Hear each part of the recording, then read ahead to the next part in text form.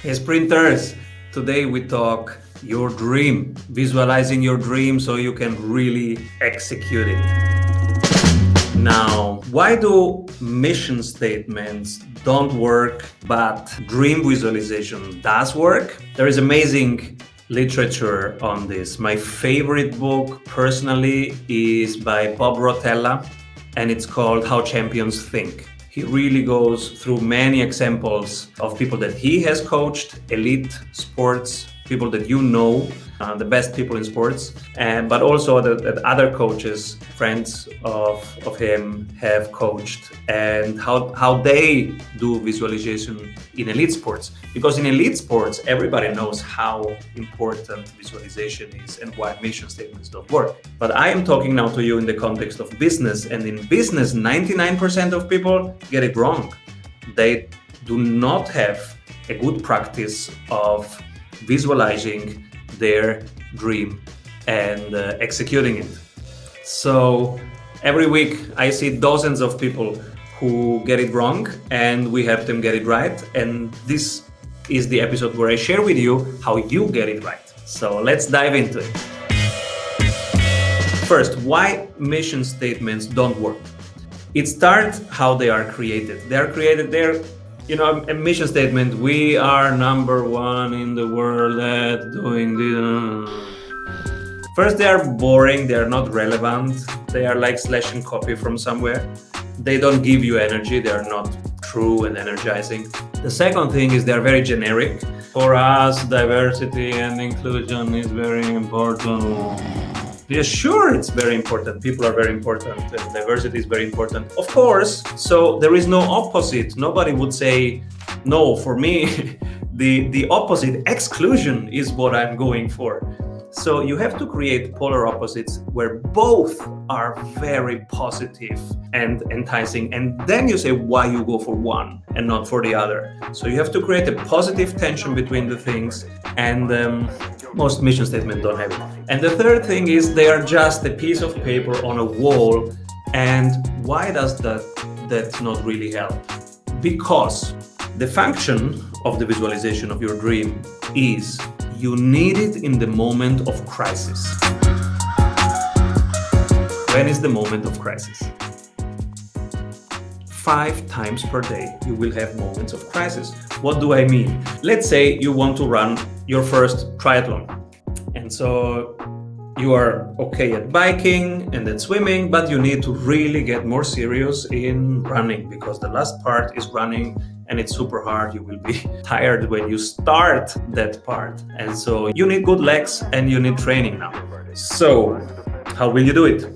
You can write down a piece of paper. I will finish my first triathlon, put it on your wall. Might work for the first couple weeks. So you go out and running, etc. Now, bit by bit, the weather is bad. You have stuff like pandemics coming up. You have stress with your kids.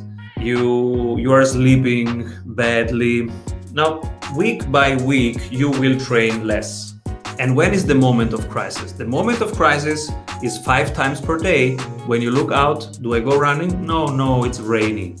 This is one moment of crisis, for example. So, oh no, it's raining, I don't go out. Now, this piece of paper will not help you in that moment.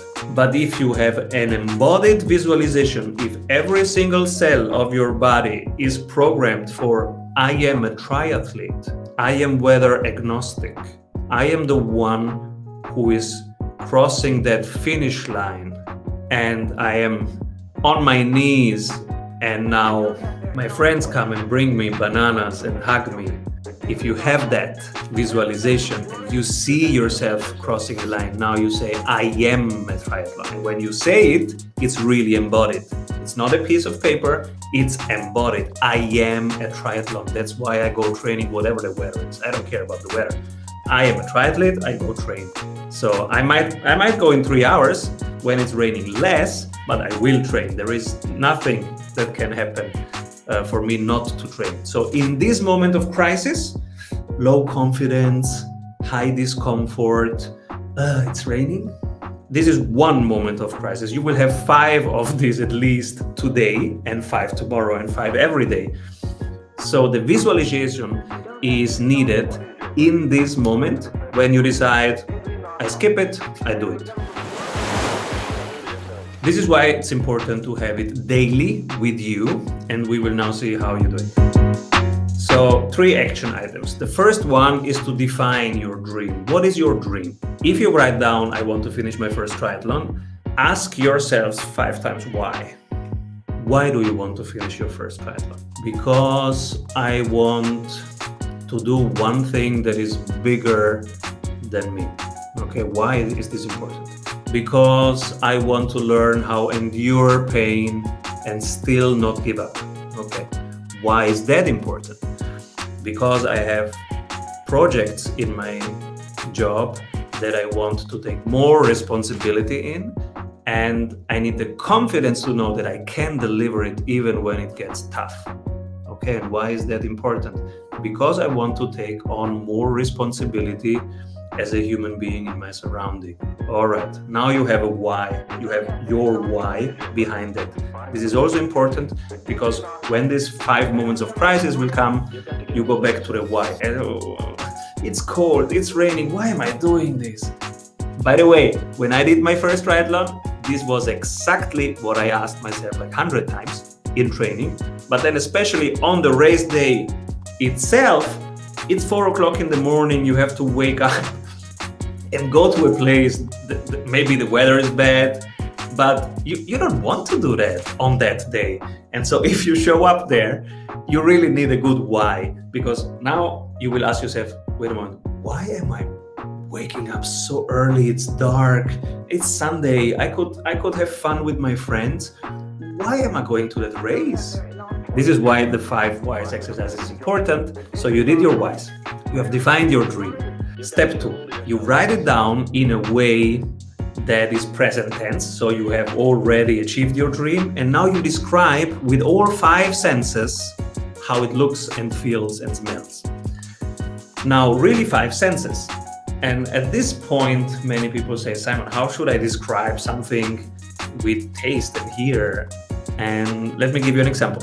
So one day I come to a workshop about high performance for a business team. And in the break, people go and take their coffees. And one participant comes to me and says, Simon, should I bring you something to drink? And I was like, oh, wow, how kind. Sure. I know exactly what you drink. And I was like, how do you know what I drink? You drink peppermint tea because I know from your videos, from your visualization, that when you dream your dream and visualize it, that you smell the woods of your terrazza and you taste the peppermint tea that you're drinking. And I was like, wow, yeah, you know my visualization better than I do. This works because these senses help you embody it. Now every cell of your body is now smelling peppermint and woods, tasting peppermint and smelling wood, because you have programmed it. It works even for others who see your visualization video. So this is the power of it. And that's embodiment versus mission statement. That's exactly opposite of a mission statement. Mission statement is a piece of paper just there. An embodied vision is something that every cell of your body right now knows. And why? Because every morning you will routinely massage it into your body. So step 2, present tense, and you describe how does it smell, touch, taste, hear, see. Try to incorporate all of this, the landscape, who is around you. So you cross that finish line, who is there, who does bring you some apples or bananas.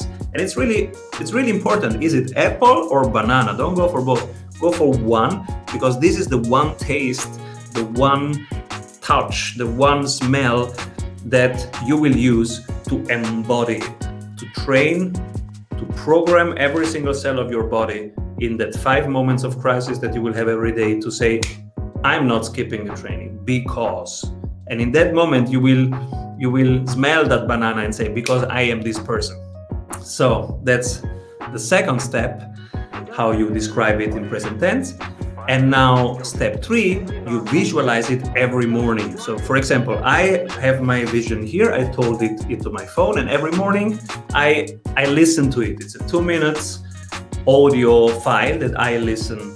I gave it some nice background music, and now I listen to it. So every day I program my body. Then, of course, during the day, things happen. So in the morning, I was running, I was listening to this. I embody it. Now, during the day, 5 moments of crisis will come. Somebody's trying to pull me away because they need my attention, they need my time, they need a decision. Somebody else is trying to pull me away because they want me to work on their dreams, not on my dreams. Many things will happen, and you have to balance that. But in that moment, if you want to be centered and keep executing on your dream, it's really important that every cell of your body is programmed to do that.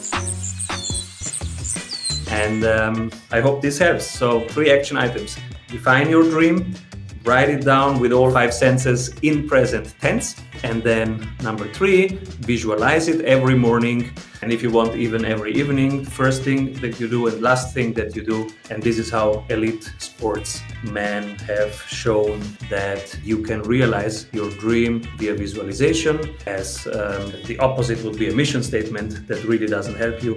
This way really helps your body know exactly what your dream is and how to execute it. Keep rolling, everybody. Avoid trying to do thousands of things that doesn't work. We have 274 templates for your business success. Reach your ambitious goals with one-on-one sprint coach. We double your revenue in 90 days.